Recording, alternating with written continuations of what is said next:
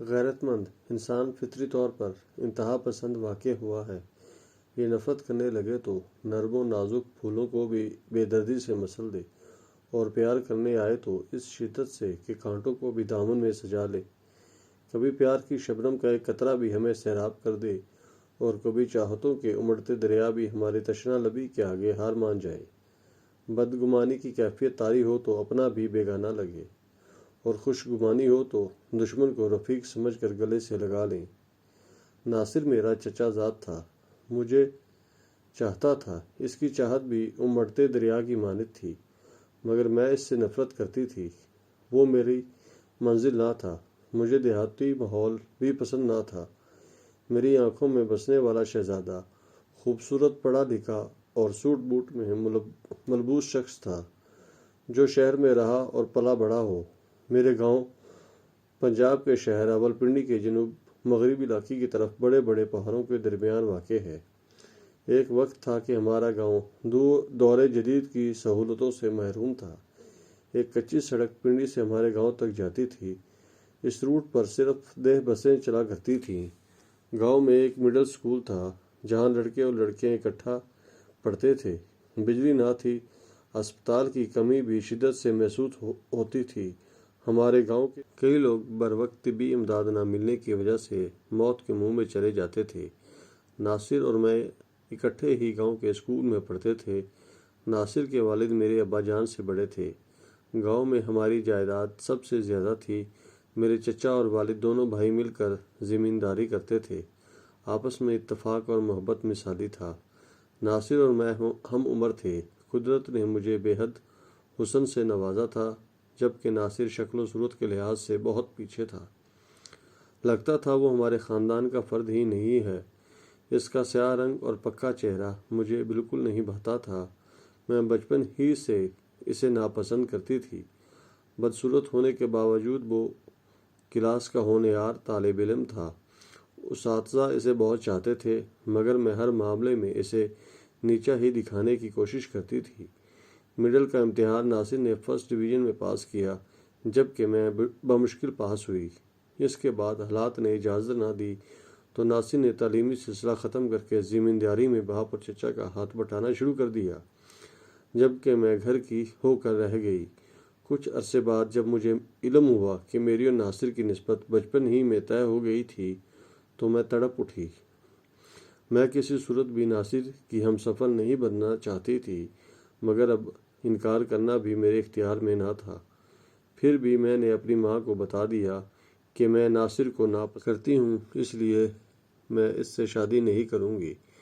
ماں نے میری بات سنی تو پریشان کن لہجے میں بولی، سلمیٰ بیٹا، ناصر جیسا بھی ہے تمہیں اس سے شادی کرنی ہی ہوگی۔ تم دونوں کی نسبت بچپن میں ہی طے پا گئی تھی۔ ہمارے خاندان کی یہ ریت رہی ہے، جو رشتہ ایک بار طے ہو جائے وہ ٹوٹا نہیں کرتا۔ اس لیے تم سب کچھ بھول جاؤ اور ناصر کے سوا کسی کے بارے میں نہ سوچو۔ مجبوراً مجھے خاموش ہو جانا پڑا، لیکن میں نے یہ عہد کر رکھا تھا کہ کچھ بھی ہو جائے میں ناصر سے شادی نہیں کروں گی، خواہ اس کے لیے میری جان ہی چلی جائے۔ ناصر ہمارے گھر آتا رہتا تھا، مگر میں اس سے بات کرنا بھی گوارا نہ کرتی تھی۔ مجھے اس کی شکل سے بھی نفرت تھی۔ ناصر بھی بخوبی جانتا تھا کہ میں اسے ناپسند کرتی ہوں، مگر اس کے باوجود میں نے اس کی آنکھوں میں اپنے لیے محبت کے دیپ جلتے دیکھے تھے۔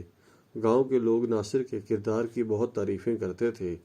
وہ گاؤں کے لوگوں کے دکھ درد میں شریک ہوتا اور غریبوں کی بے لوث مدد کرتا تھا۔ میں کسی کی زبان سے اس کی تعریف سنتی تو میرے اندر ایک آگ سی لگ جاتی۔ میں جی بھر کر اس کی برائی کرتی اور دل کی بھڑاس نکالتی۔ یہ میری دعاؤں کا اثر تھا کہ قدرت کا کرشمہ کہ ایک روز میرے ابا جان اور تایا جان میں کسی بات پر اختلاف ہو گیا۔ بات لڑائی جھگڑے تک جا پہنچی۔ وہ جو کبھی ایک جان تھے، ایک دوسرے کے دشمن بن گئے۔ میں جانتی تھی کہ زیادتی میرے ابا جان کی ہے، مگر وہ پھر بھی کسی کی صورت ہار ماننے کو تیار نہ تھے۔ میرے لیے تو یہ جھگڑا زندگی کی نوید بن چکا تھا۔ میں امی اور ابا کے ساتھ تھی۔ گاؤں کے لوگوں نے بجائے صلح کرانے کے اس ناراضگی کو اور بھی ہوا دی اور لگائی بجھائی کر کے اس مسئلے کو اور الجھا دیا۔ دونوں بھائی ایک دوسرے کے جانی دشمن بن گئے۔ تمام جائیداد کا بٹوارا ہو گیا۔ میری اور ناصر کی منگنی بھی توڑ دی گئی۔ میرے من میں گھنٹیاں سی بج اٹھیں۔ میں نے سجدہ شکر ادا کیا کہ میرے من کی مراد پوری ہو گئی تھی۔ ایک روز ناصر اچانک ہمارے گھر آ گیا اور میرے ابا جان سے کہنے لگا، چچا جان آپ چھوٹے ہیں، غلطی اور زیادتی بھی آپ کی ہے، اس لیے بڑے بھائی سے معافی مانگ لیں اور خاندان کی عزت کو زمانے والوں کے سامنے تماشا نہ بننے دیں۔ میں نے اور ابا جان نے ناصر کی اس جرات پر اس کی خوب خبر لی اور اسے کھری کھری سنا دی اور یہ بھی کہہ دیا کہ آج کے بعد وہ ہماری حویلی میں قدم نہ رکھے۔ یوں ہی 4 سال بیت گئے۔ ہم ایک ہو کر بھی ایک دوسرے کے لیے اجنبی بن گئے۔ ابا جان نے میری خواہش کی تکمیل کر دی۔ ہمارے دور کے رشتہ دار ہرسہ سے لاہور میں مقیم تھے۔ میری شادی ان لوگوں میں کر دی گئی۔ شہزاد بہت ہی خوبصورت اور اسمارٹ تھا، وہ میرا آئیڈیل تھا۔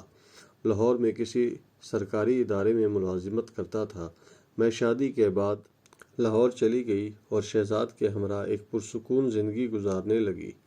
ناصر کو میں ایک خواب سمجھ کر بھول گئی۔ میں گاؤں کم ہی جاتی تھی۔ میں نے سنا تھا کہ ناصر نے عمر بھر شادی نہ کرنے کا عہد کر لیا ہے۔ مجھے بھلا اس سے کیا غرض تھی؟ میری طرف سے وہ جہنم میں چلا جائے۔ میں تو اس کا نام سننا بھی گوارا نہ کرتی تھی، اس لیے میں کم ہی جاتی تھی۔ اگر جاتی تو بھی ایک دن اور رات ٹھہر کر لاہور آ جاتی تھی۔ شہری زندگی مجھے راس آ گئی تھی۔ سردیوں کے دن تھے، عید کی آمد تھی۔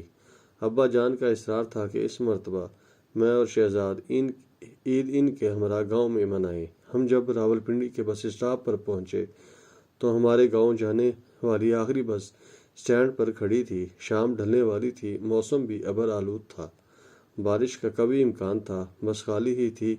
میں اور شہزاد فرنٹ سیٹ پر بیٹھ گئے۔ آہستہ آہستہ مسافر آتے گئے۔ بس جب چلی تو اس میں تل دھرنے کو جگہ نہ تھی۔ بس میں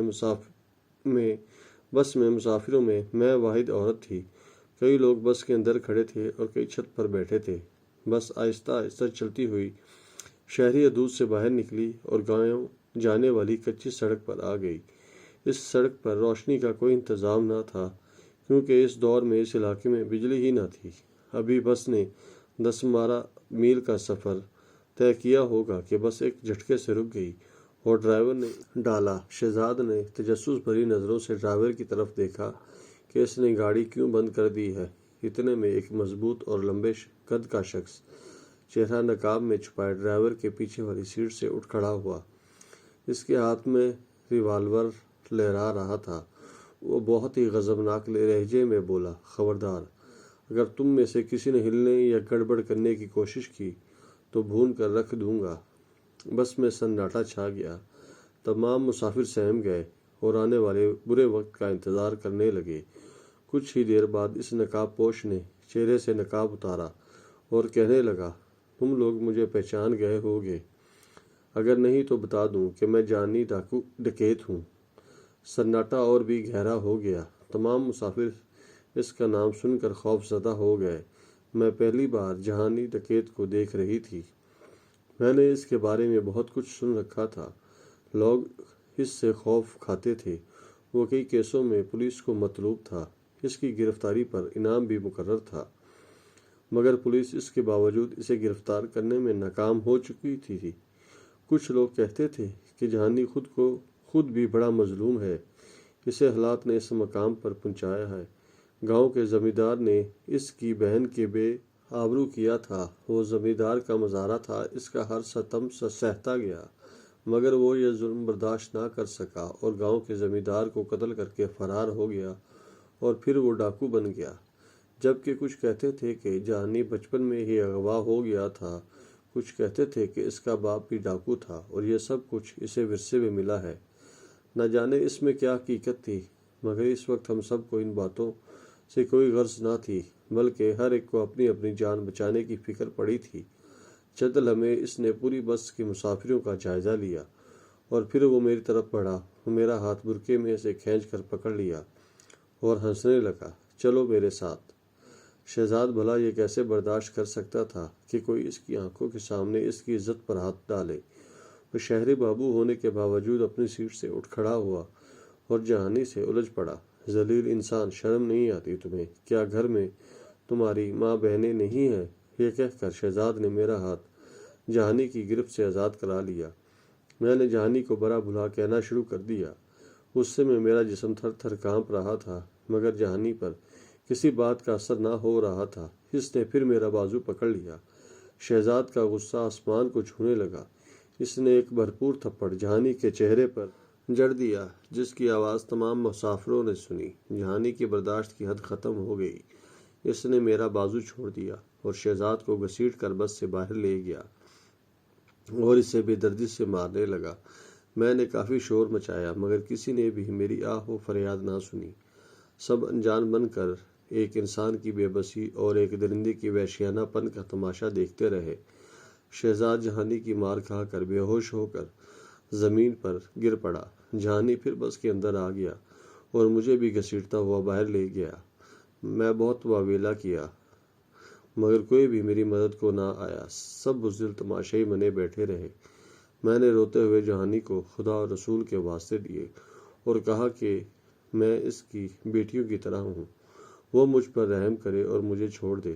مگر جہانی پر میری آہذاری کا کوئی اثر نہ ہوا۔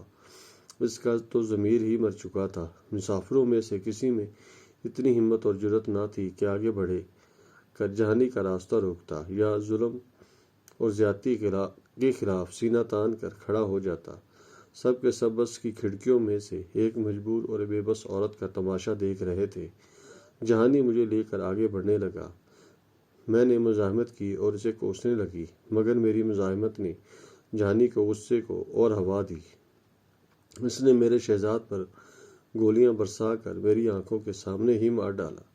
میں لمحوں میں بیوہ ہو گئی۔ میں شہزاد کی لاش سے لپٹ کر رونا چاہتی تھی، مگر جہانی نے مجھے ایسا نہ کرنے دیا۔ وہ مجھے گھسیٹ کر آگے لے گیا اور پھر ایک جگہ رک کر بس کے مسافروں کو مخاطب کر کے کہنے لگا، میں اس لڑکی کو لے جا رہا ہوں۔ اگر کسی مائی کے لال میں ہمت ہے تو آ کر اسے بچا لے۔ میرا نام جہانی ڈکیت ہے اور جہانی نے کبھی ہارنا نہیں سیکھا۔ یہ کہہ کر جہانی پلٹا۔ میرا ہاتھ اس کی مضبوط گرفت میں تھا۔ میں مسلسل چلا رہی تھی اور حسرت بھری نگاہوں سے مسافروں کی طرف دیکھ رہی تھی کہ شاید کوئی غیرت مند مجھے بچا لے۔ میرے لبوں سے آہیں اور دعائیں ایک ساتھ نکل رہی تھیں کہ اے پروردگار، اے رب ذوالجلال، میری مدد فرما۔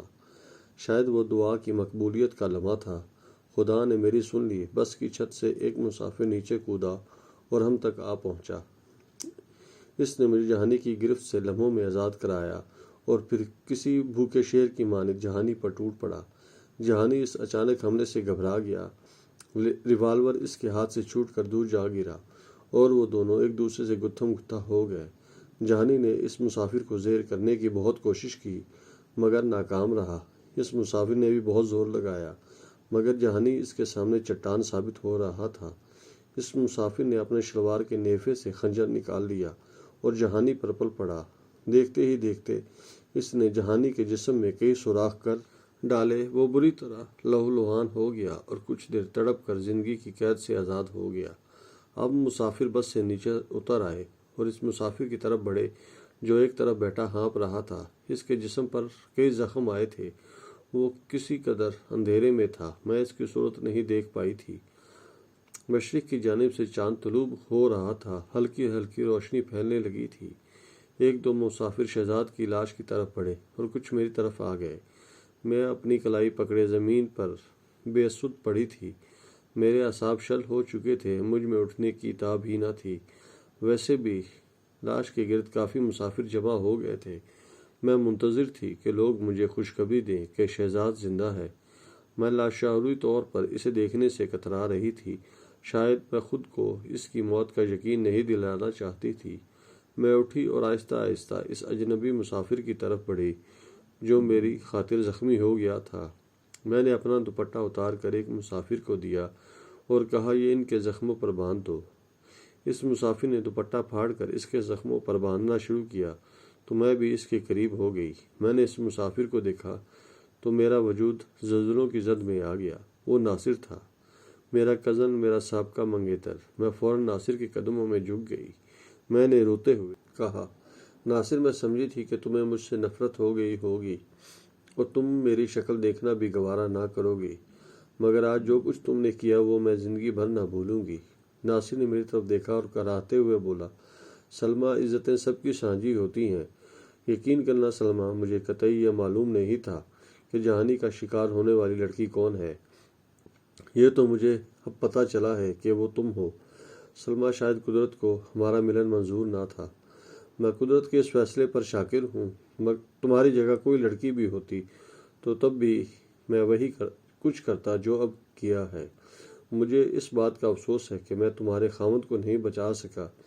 شاید تمہاری قسمت میں یہی لکھا تھا۔ یہ کہہ کر ناصر نے میرے سر پر ہاتھ رکھ دیا۔ میری آنکھوں سے تشکر کے آنسو بہہ نکلے۔ وہ میرا ہاتھ پکڑ کر شہزاد کے پاس لے آیا اور تب میں نے وہ خوفناک منظر دیکھنے پر مجبور ہو گئی جس سے میں آنکھیں چرا رہی تھی۔ شہزاد لہو لوہن تھے اور ان کی ویران آنکھوں میں جیسے تشکر بھرا ہوا تھا۔ مجھے یوں لگا جیسے وہ ناصر کے شکر گزار ہوں کہ اس نے ان کی عزت لٹنے سے بچا دی۔ مجھے رہ رہ کر اپنی سوچ پر افسوس ہو رہا تھا کہ میں زندگی بھر ناصر کی بدصورتی کی وجہ سے اس سے نفرت کرتی رہی۔ میں نے اس کے کردار کی خوبصورتی پر توجہ نہ دی۔ آج مجھے پتہ چلا تھا کہ گاؤں کے سبھی لوگ اس کی تعریفیں کیوں کرتے تھے۔ وہ واقعی تعریف کے قابل تھا۔ ناصر پر مقدمہ چلا مگر جلد ہی اسے نہ صرف بری کر دیا گیا بلکہ تعریفی اسناد اور انعام سے بھی نوازا گیا۔ جب ان حالات کا علم میرے والدین کو ہوا تو ان کے سر بھی ناصر کی عظمت کے سامنے جھک گئے۔ میرے ابا جان نے ناصر کے والد سے معافی مانگ لی۔ برسوں بعد بھائیوں میں خود بخود صلح ہو گئی۔ کچھ عرصے بعد میرے والدین نے خود چاہا میری اور ناصر کی شادی کر دی جائے۔ جب مجھے اور ناصر کو والدین کے فیصلے کا علم ہوا تو ہم دونوں نے ان کا یہ فیصلہ ماننے سے انکار کر دیا، اس لیے کہ میں ناصر کو بھائی بنا چکی تھی۔ میں اس فخر کے ساتھ رہنا چاہتی تھی کہ میں ایک غیرت مند بھائی کی بہن ہوں۔ میرا کوئی بھائی جو نہیں تھا۔